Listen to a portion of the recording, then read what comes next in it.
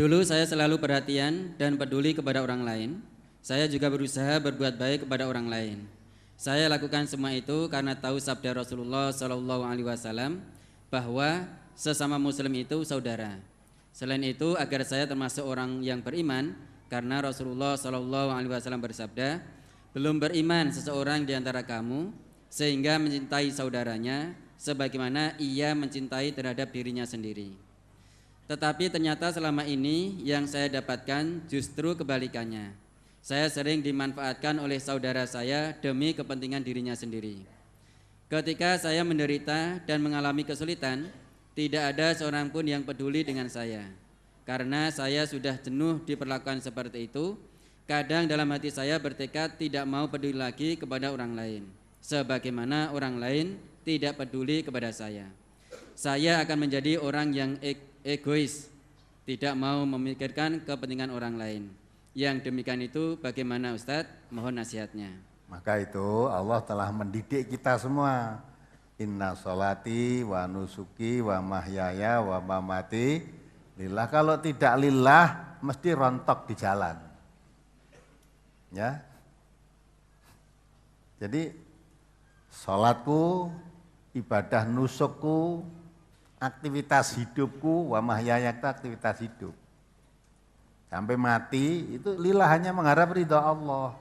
Maka kalau kamu menolong orang lain, jangan berharap supaya orang itu nanti menolong saya di waktu kesulitan, jangan. Pertolongan itu dari Allah. Ya, maka di dalam ayat Quran diterangkan wala tamnun tastaksir. Ya. Jangan sampai kita menolong orang untuk mendapat balasan yang lebih banyak. Ya, ada orang itu kesulitan, saya bisa menolongnya, saya tolong. Untuk apa? Jangan berharap soalnya kesulitan biar ditolong orang ini ganti. Tidak ada nilainya kamu. Tidak ada nilainya. Saya menolong itu karena Allah. Orang yang saya tolong tahu atau tidak tahu, Allah mungkin. Maka ada suatu riwayat, ada 3 pemuda dalam suasana panas terik berjalan, dia akhirnya masuk ke dalam sebuah gua. Dia berteduh di dalam gua itu. Tidak diduga akhirnya batas gua tadi ada batu besar jatuh menutup gua tadi. 3 pemuda tadi nggak bisa keluar karena besarnya batu. Salah satu di antaranya berwasilah dengan amalnya. Dia punya pembantu dulu, punya pembantu. Yang pembantu itu belum sampai menerima gajinya, dia pergi tanpa pamit. Dalam satu riwayat, dia mendapat upah dari itu kambing betina. Lah karena orangnya pergi, ya sudah, tidak diberikan, akhirnya dipelihara oleh majikan tadi. Ya, karena kambing betina kan lama-lama jadi banyak, kalau didekatkan dengan kambing jantan kan bertambah. Ya, nah akhirnya singkatnya jadi banyak kambingnya itu. Nah, kalau mana loro itu kan malah ono teng wedhus mana telu barang. Nah, lah setelah sekian lama pembantu tadi datang ke situ. Meminta, "Hai majikan, saya dulu pernah kerja di sini belum sempat ngambil gaji, saya pergi karena pekerjaan lain saya minta gaji saya dulu belum saya ambil."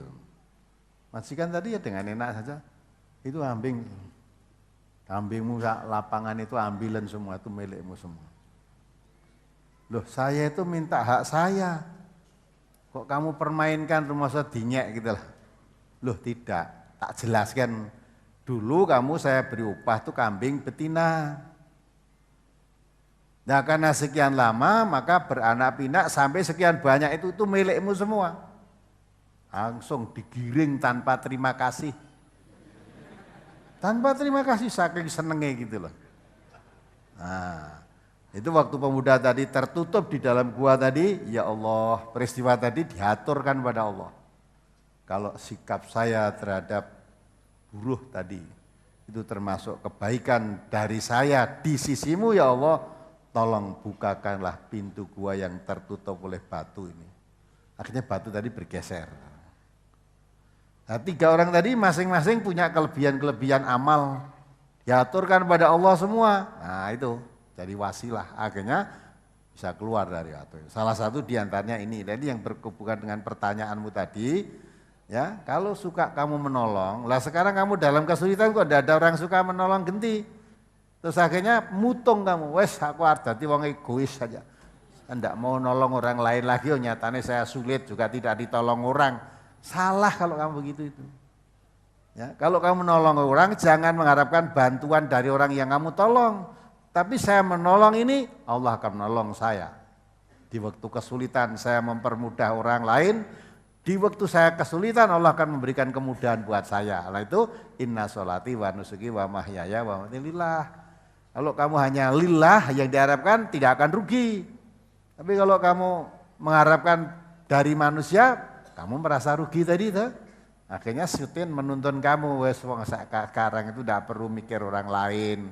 Yang penting mikir awake dhewe. Lah kalau begitu bagaimana kamu mengamalkan hadis tadi? Dalam hadis Nabi tadi, la yu'minu ahadukum hatta yuhibba li akhihi ma yuhibbu li nafsihi. Kamu tidak beriman, salah satu dari kamu. Sehingga kamu mencintai saudaramu seperti kamu cinta pada dirimu sendiri.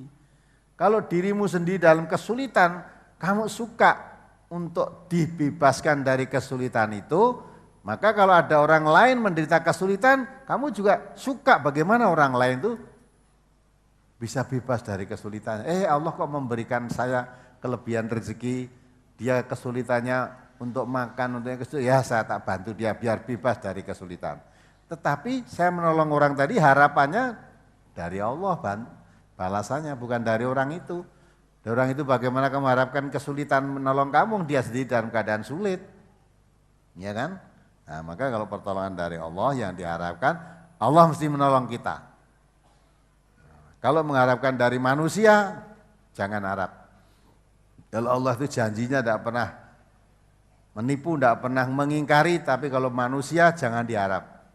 Banyak orang janji-janji akhirnya mengingkari. Ya kan? Nah, maka janji Allah itu yang kita harapkan. Kalau suka kita memberi kemudahan pada orang lain, man nafasa musliman, nafasallah fid dunya wal akhirah. Siapa memberikan kelonggaran saudara sama muslim, Allah akan memberikan kelonggarannya di dunia dan di akhirat. Itu janji Allah. Lah kata Allah janji, jangan ragu-ragu. Laksanakan. Ya, tapi cara berpikir kamu tadi salah. Walaupun kamu nolong tidak dapat pahala karena harapanmu supaya ditolong orang lain lagi. Nah, kita tolong, so nolong aku genti. Nah, ternyata setelah ditolong nggak mau nolong, nah hilang. Maka tidak dapat pahala apa-apa.